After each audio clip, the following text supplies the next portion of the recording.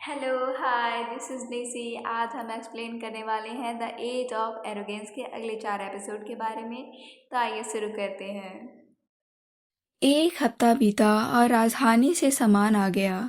इस बीच काउंटेस के बेस की हालत सुधर गई और लोग खुलेआम उनका शुक्रिया अदा करने लगे क्योंकि वो उनसे प्यार और इज्जत से पेश आती थी। काउंटेस को लगा कि क्लिनिक में तो सब ठीक है, तो वो बंटवारे की जानकारी लेने पहुंची। डकर ने यकीन दिलाया कि काम मक्खन जैसा चल रहा है और सबको अपना हिस्सा मिल रहा है। काउंटेस ने कहा, ये सब तुम्हारी वजह से है, पर डकर ने पूरा क्रेडिट नहीं लिया। याद दिलाया कि रात भर जागकर उन्होंने भी तो डिस्ट्रीब्यूशन का प्लान बनाया था। काउंटेस को उत्सुकता हुई। आज क्या बट रहा है? आटा है क्या? डकर ने बताया, आटा, नमक और खमीर। साथ ही साथ उसने सुझाव दिया कि अब पेट भरने की टेंशन थोड़ी कम हुई है तो क्यों ना लोगों को रोटी दी जाए। काउंटेस ने अंदाजा लगाया कि आज रात पूरे इलाके में रोटी की खुशबू फैलेगी। डकर मान गया। कम्युनल ओवन ठीक होने के बाद काउंटेस ने पूछा कि क्या डिस्ट्रीब्यूशन में कोई कमी आ सकती है, पर डकर ने कहा उन्होंने काफ़ी मार्जिन लेकर प्लानिंग की है, कोई टेंशन नहीं है। कल बीजों के लिए एप्लीकेशन फॉर्म मिलेंगे। डैकर मुस्कुराया। लगता है सबको लंबे टाइम बाद खेत जोतने के लिए दिमाग लगाना पड़ेगा। काउंटेस खुश थी कि आखिरकार वो अपने बेस में खेतों में फसल उगा पाएंगी। तभी उन्हें बैरिकेड वर्कशॉप बुलाया गया क्योंकि लकड़ियां आ गई थी। उन्होंने डैकर को ड्यूटी सौंपी और खुद चेक करने गई। उन्हें पता चला कि प्रिंस कार्लाइल ने उत्तर के गांवों से सारी एक्स्ट्रा लकड़ी खरीद ली है। इतना ही नहीं, उन पर आग रोधी ट्रीटमेंट भी करवाया है। इतनी सारी कब खरीदी? बेस आते समय, आशा ने कहा। यहाँ आकर तो टाइम नहीं मिला होगा। लगता है ये सब राजधानी से ही आया है।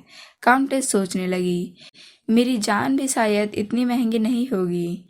उन्हें लगा कि प्रिंस को इसके बदले उनसे क्या चाहिए होगा, पर उन्होंने माना कि प्रिंस ने उनके सपने को हकीकत बनाया है तो वो उनके लिए कुछ भी करने को तैयार हैं।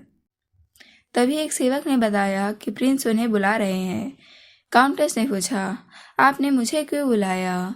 प्रिंस ने कहा, मिलकर बहुत दिन हो गए, काम कैसा चल रहा है? काउंटेस ने दिल से शुक्रिया कहा कि उनकी दरिया दिली की वजह से काम उम्मीद से कहीं बेहतर चल रहा है। प्रिंस ने कहा कि उन्होंने ढेर सारा पैसा और सामान दिया है, पर उन्हें पता ही नहीं कि वो कहाँ इस्तेमाल हो रहा है, इसलिए बुलाया था। काउंटेस ने तुरंत माफ़ी मांगी और सोचा, मुझे नहीं पता था कि ये मेरे बेस की रीबिल्डिंग में इतने दिलचस्पी लेंगे, पर उन्हें लगा अगर दिलचस्पी ना होती तो इतना पैसा क्यों देते। उन्होंने तुरंत कहा कि वो रिकंस्ट्रक्शन और बजट के प्लान लेकर अभी आती हैं और तेजी से निकल गई। प्रिंस उन्हें रोकना चाहते थे, पर वो पलक झपकते ही गायब हो गई। लियोनल ने प्रिंस को याद दिलाया, मैंने पहले ही कहा था, काउंट परवेज पैसे की हेरा फेरी नहीं करेंगी। प्रिंस को यकीन नहीं हुआ कि इतना मौका मिलने पर भी उन्होंने एक पैसा नहीं चुराया, छुआ तक नहीं। प्रिंस ने सोचा, सरकारी फंड में हेरा फेरी करना तो आम बात है, और कहा, जरूर कोई फेक लेजर बनाया होगा। उन्हें शक था कि वो इतनी परफेक्ट कागजात लाई हैं तो कहीं ना कहीं गड़बड़ी तो जरूर होगी। काउंटेस लेजर लेकर आई और उन्हें सौंप दिया, जिसमें दान किए गए सामान, खाने पीने की चीजें, बीजों और क्लिनिक के सामान का पूरा प्लान था। कार्लाइल को झटका लगा। उन्होंने सच में कुछ नहीं चुराया और सारे प्लान एकदम परफेक्ट थे। उन्होंने तारीफ की, प्लान लाजवाब है। फिर उन्होंने पूछा, क्या तुमने अपने लिए कुछ नहीं रखा? काउंटेस समझे नहीं। प्रिंस ने कहा, मेरा मतलब है तुम्हारे खजाने के लिए पैसा। काउंटेस ने पलट कर पूछा, मेरा खजाना भरने से इलाका कैसे बनेगा? प्रिंस ने एक और सवाल किया, मैंने जो तुम्हें हार और वेडिंग रिंग दी थी, उसका क्या प्लान है? काउंटेस ने बताया कि वे उसे नीलामी घर में बेचकर उस पैसे से घुड़सवार यूनिट को ट्रेनिंग देंगी। उन्होंने मार्गदर्शन मांगा क्योंकि सुना था प्रिंस के पास काफी अच्छे घुड़सवार हैं। प्रिंस ने कहा, अभी इसके बारे में बात करना जल्दी है, और फिर उन्हें जाने के लिए कह दिया क्योंकि उन्हें जो जानना था वो जान चुके थे। प्रिंस खुश नहीं थे कि काउंटेस ने वेडिंग गिफ्ट भी बेचने का प्लान बनाया है। लियोनल ने पूछा, क्या आप निराश हैं? प्रिंस ने मना किया और कहा कि वो बस सोच रहे थे कि समाज में इतनी कीमती हार यहाँ किसी काम की नहीं।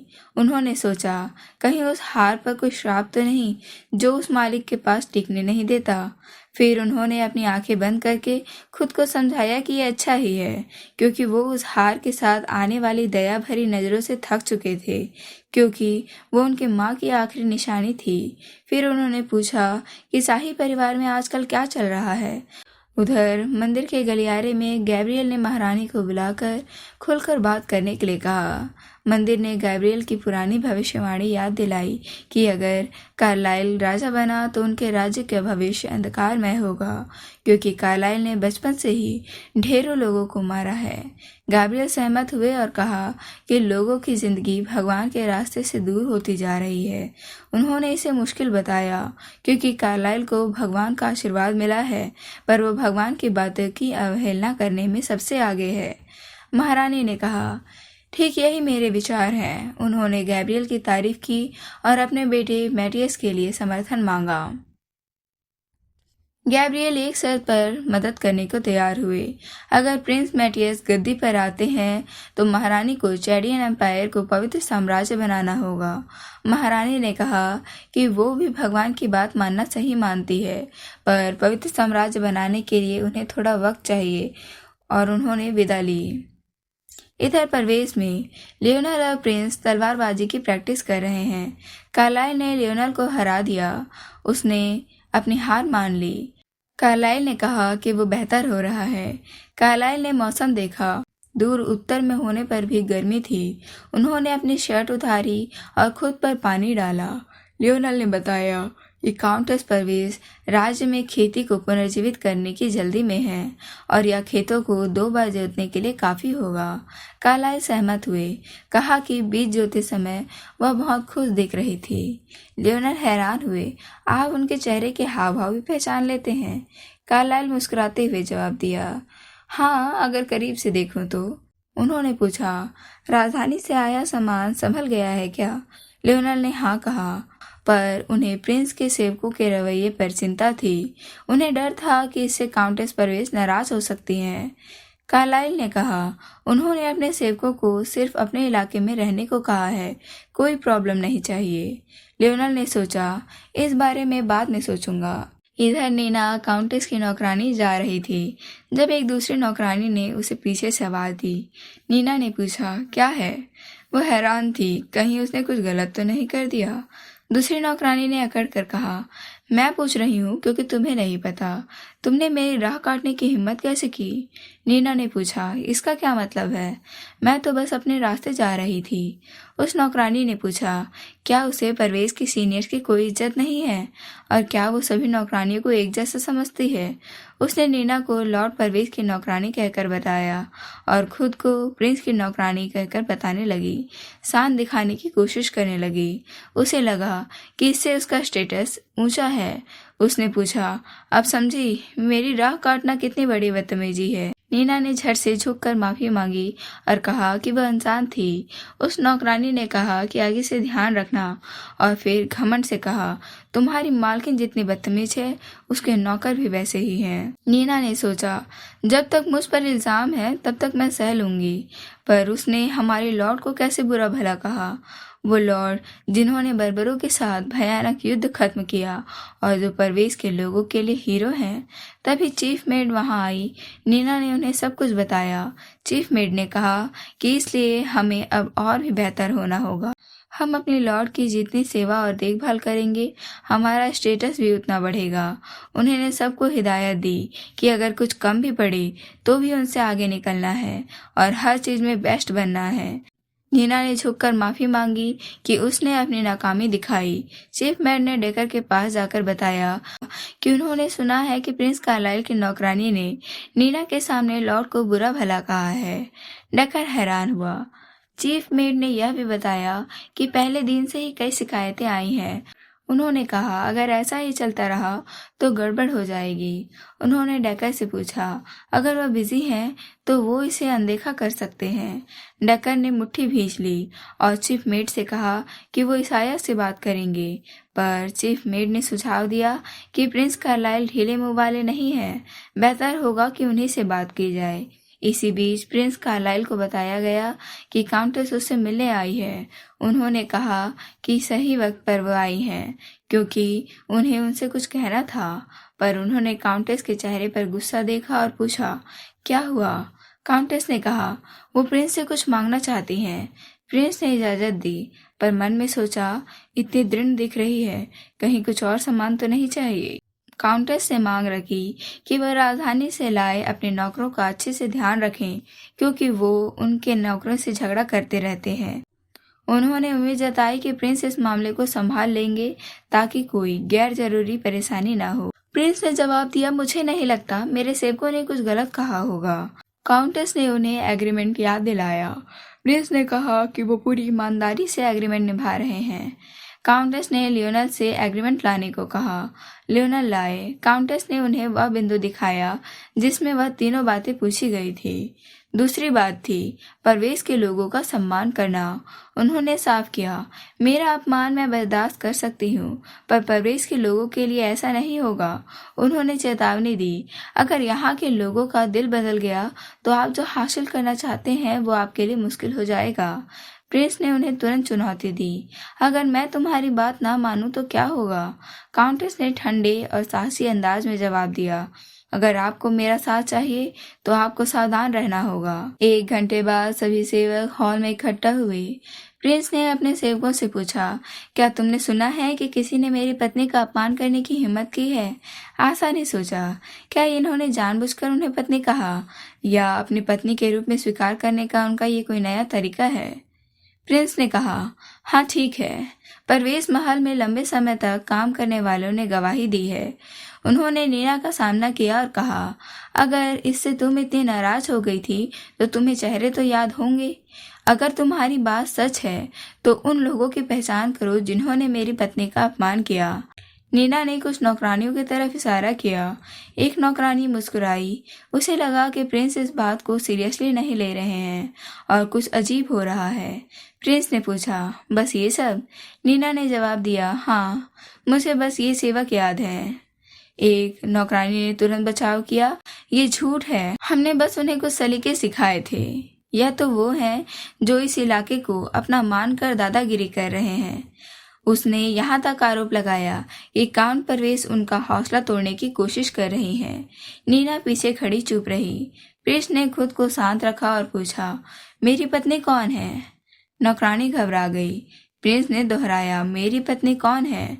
इस बार उन्होंने सब्र और ज्यादा गुस्से से पूछा। उससे डरकर नौकरानी ने जवाब दिया, वो काउंट परवेश।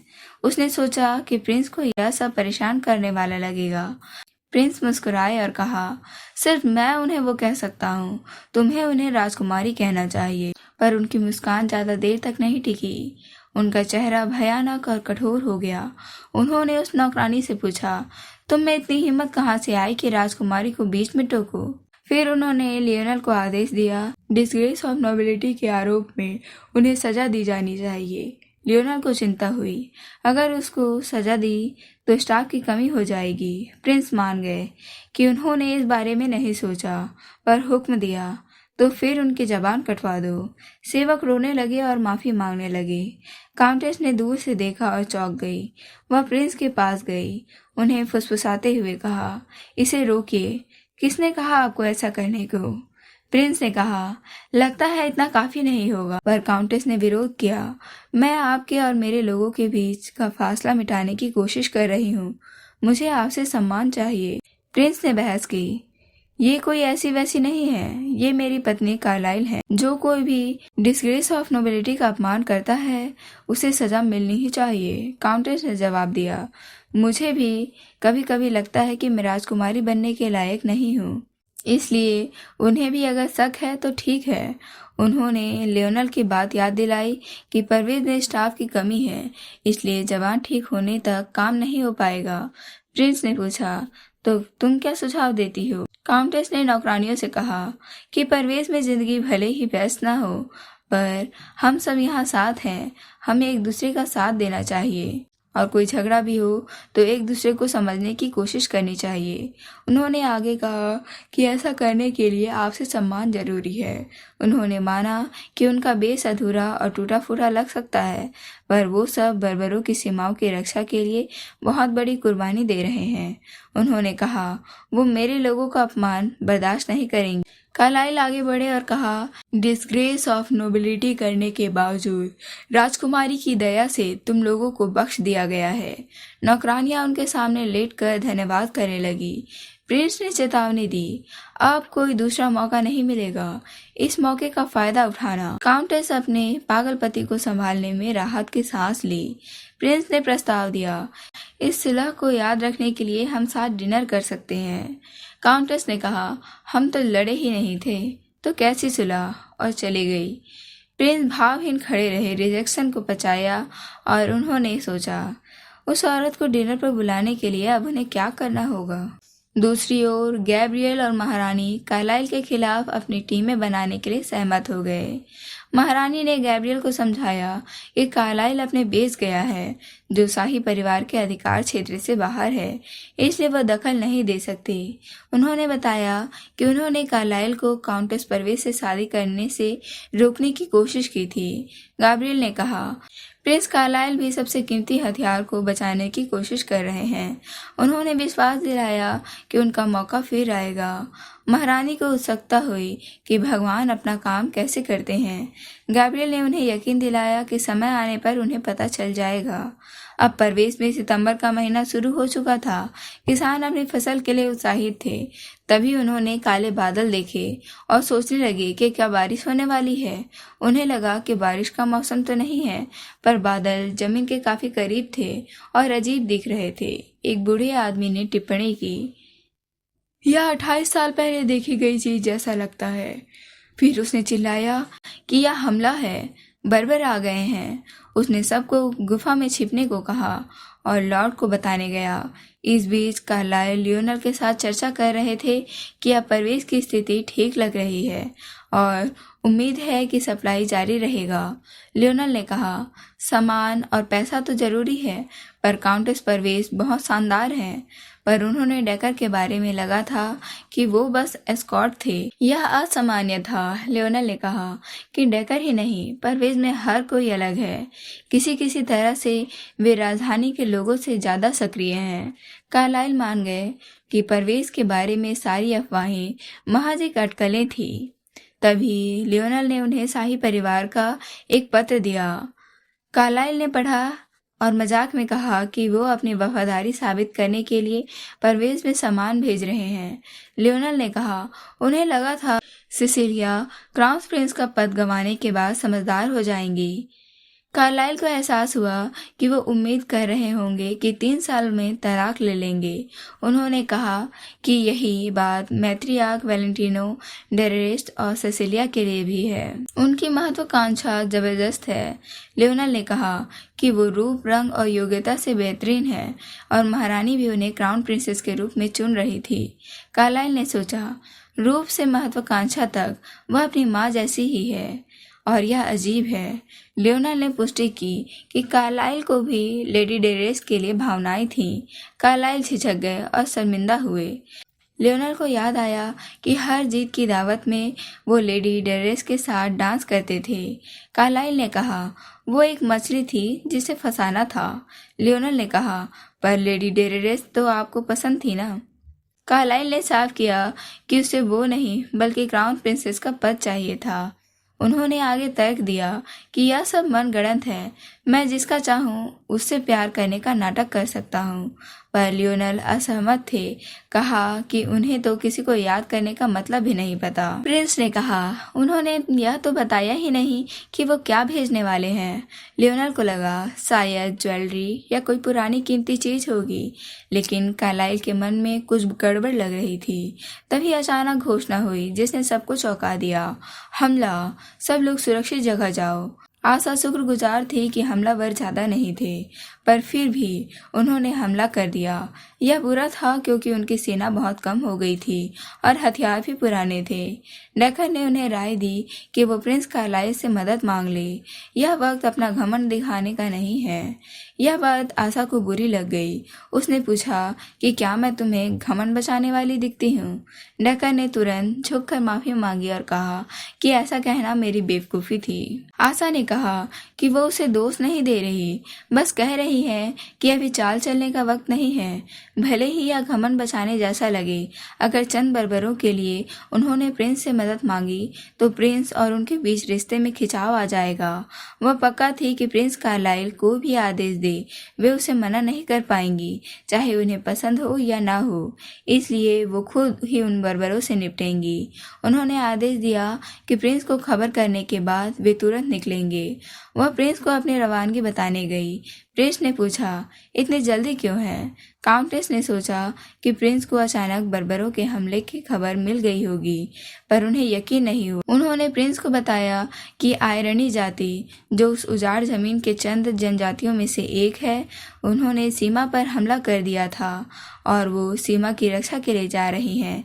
प्रिंस ने पूछा, क्या मैं कोई मदद कर सकता हूँ? काउंटेस ने कहा, हाँ, अगर मैं मर जाती हूँ तो आप परवेज के मार्गवे बन जाएंगे। उन्होंने प्रिंस को परवेज के मार्गवे के तौर पर अपनी जिम्मेदारियां पूरी करने को कहा। प्रिंस ने पूछा, बस यही मदद चाहिए? उन्होंने कहा, हाँ, और उम्मीद जताई कि प्रिंस पूरी ईमानदारी से मदद करेंगे। प्रिंस मुस्कुराए और बोले, लगता है तुम मरने के बारे में सोच रही हो। उन्होंने पूछा, क्या कोई और फरमाइश है? काउंटेस ने कहा, अगर आप इतने दिन जीते हैं कि अपने वारिसों को देख सकें तो उम्मीद है आप उनमें से किसी को एक काउंट परवेज बनाएंगे। प्रिंस ने मन में सोचा, बस इतना ही। फिर उन्होंने औपचारिक रूप से झुककर कहा कि वो इस जमीन और आपकी सुरक्षा को खतरे में डालने वाले दुश्मनों को खत्म करके ही लौटेंगी। कार्लाइल खड़े हो गए और निराशा जताई कि यह सब बिल्कुल भी रोमांटिक नहीं है, उन्हें कोई कपल नहीं समझेगा। फिर वो उनकी ओर बढ़े और माथे पर किस किया। उन्होंने प्रार्थना की, उन पर एजिस का आशीर्वाद हो और उनकी जीत हो। इसके बाद काउंटेस घोड़े पर सवार हुई और दुश्मनों का सामना करने के लिए तैयार थी। कार्लाइल खिड़की से सब देख रहे थे और उन्होंने लियोनल से पूछा, क्या तुमने नाइट्स तैयार रखे हैं? लियोनल ने पक्का किया, हाँ, जैसा आपने कहा था। कार्लाइल के हाथ में दूरबीन थी और वो खुद आशा को लड़ते हुए देखने के लिए उत्सुक थे, क्योंकि वह युद्ध के मैदान में काफी मशहूर थी। आशा ने जबरदस्त तरीके से अपनी तलवार हवा में घुमाई। तीरों से लैस सैनिकों ने दुश्मन पर हमला बोल दिया। यह तीर कार्लाइल नहीं दिए थे और वो खुश थे कि उनके दिए सामान इतनी जल्दी काम आ गए। तभी लियोनल ने चिल्लाकर आशा को सावधान रहने को कहा। आशा सबसे आगे जा रही थी। कार्लाइल डर गए, उनके चेहरे पर खौफ साफ दिख रहा था। उन्होंने उन्हें पागल कहा और चिंता की कि एक लीडर होकर ये क्या कर रही है, सीधे सामने क्यों जा रही है। अगर ये कहानी आपको पसंद आई है और आप आगे की एपिसोड देखना चाहते हैं तो प्लीज़ लाइक, शेयर और सब्सक्राइब करें। Thank you for watching.